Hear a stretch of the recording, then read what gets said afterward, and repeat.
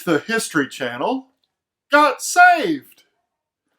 Welcome to Bible on the Go with Dr. Dan, our monthly special edition on Bible reviews. And we have tonight the Cultural Backgrounds Study Bible. Now this one is also really heavy. Now it's done by the great people at Zondervan Bible Publishers, and it has a very pretty cover, and this is what the cover looks like on the right without the dust jacket. But I have found a lot of things in this Bible I can't wait to show you, and we're going to go bookmark through bookmark. So the first thing is the writers tell us that the point of this study Bible is to associate and introduce to the reader the background of what's happening in the world of the audience that it was originally written to. Now, for those of us who teach Bible study and hermeneutics, this makes perfect sense because we always try to tell our students to look at what was happening, the Sitz im Glauben, the situation in faith, or the Sitz im Leben, the situation in life. And what this Bible has done in these study notes is to basically put everything else aside. Critical analysis out the window. Devotional thoughts, preaching helps. No, that's not their goal. Their goal is to tell you, here's what life was like in the then and there. And so as such, you need a lot of reference points. Now the first thing it has is tremendous charts. I happen to believe that when you see a chart in a Bible, you can learn a lot from it just from looking at the chart. And look at all those charts that it has.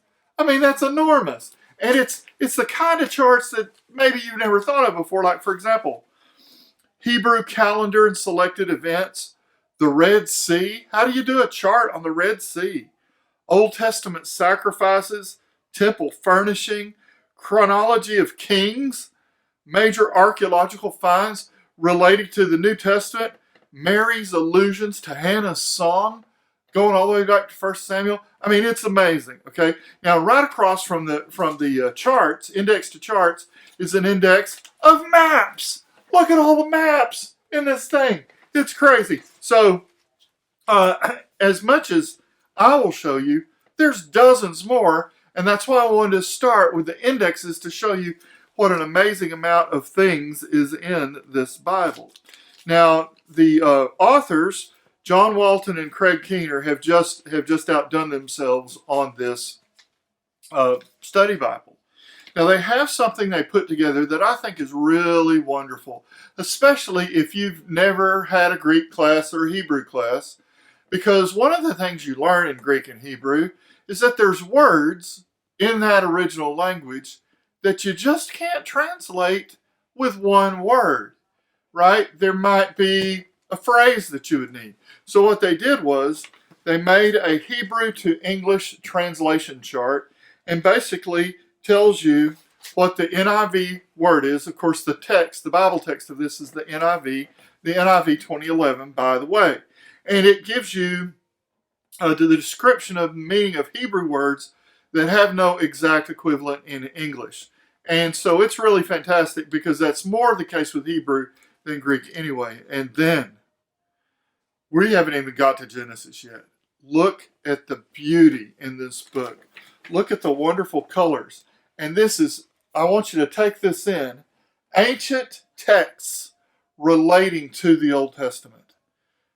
Extra biblical texts that were about the same time written as some of the other books. And I mean, it's great. Here's a picture, an actual picture of the Cyrus cylinder, the great Edict of Cyrus, that coalesced with the writing of Ezra and Nehemiah. I mean, it's amazing.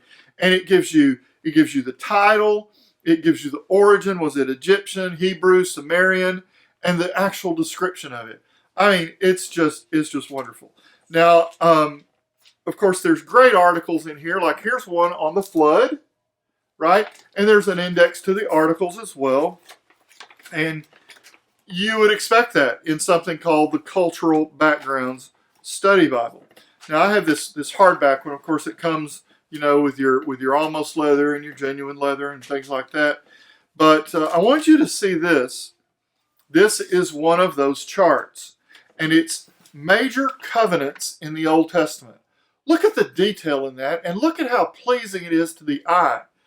Covenant, the reference in the Bible, the type of covenant it was, the participants, and the description.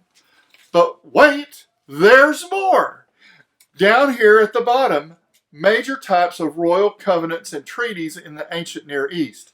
Secular, other government covenants to see the similarities.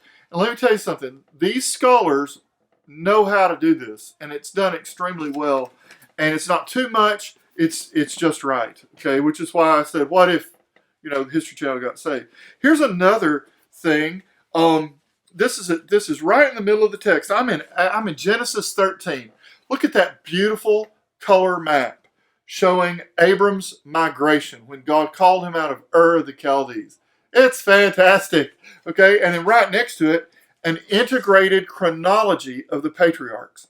This is so powerful for understanding the Old Testament because it gives you the age of each patriarch and how they interfaced with their father and their son. This is Abraham, this is Isaac and Jacob, and it's just, Jacob and Esau. It's fantastic.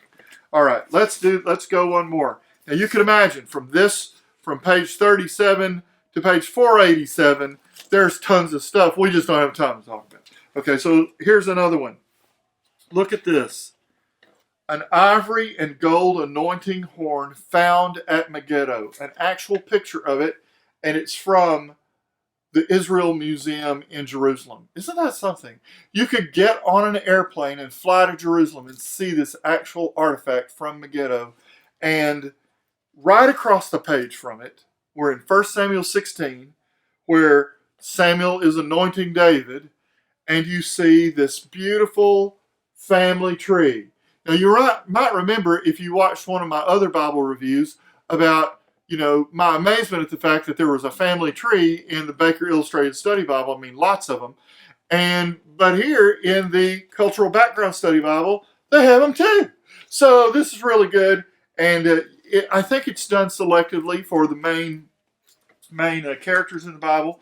But you'll have to get you one and see. Now, I must say, while I'm here, look at the beautiful cross reference in the middle section, and it's tan, so it's easy to your eyes, as well as the bolded reference in the notes. That's really nice, and it makes you just want to read. It's such a cool Bible. And then here's another chronology. Now, if you've studied the Old Testament very much, you know that there's a debate about Ezra and Nehemiah and who got there first, which came first, the Ezra or the Nehemiah, right? And this is a very tight and well thought out chronology of Ezra and Nehemiah here in the Cultural Backgrounds Study Bible. Wow, what a treasure. Okay, now here's another example in Isaiah. And it's one map, and it's all their maps are beautiful, and we showed you the indexed maps earlier, but because there's dozens of them, all right? But look at this one, nations and cities mentioned in Isaiah. Oh man, 66 chapters in Isaiah, and all the nations and cities that he mentioned. In one picture, you can orient yourself to a fabulous background of the Prince of Prophets. Wow. Okay, let's look at another one. Countries, I'm in the New Testament now, and I like this. Okay, countries of people mentioned at Pentecost. Wow, in one simple map, and a pleasant thing to look at, right? And it has the cities in one font and the regions in a larger all caps font, which just helps you to differentiate and to catch what's going on. And finally, I got to show you this. This is golden. Look at this thing. An index of articles in canonical order from Genesis to Revelation. So you could just peruse through this, see one that interests you, and go to the page. That's just valuable, and you'll learn so much using this Bible. And last but not least, after the very vast and easy to read concordance, it has maps. Thanks for watching Bible on the Go with Dr. Dan. Hit that like button, subscribe, and hit the bell to be reminded of new content.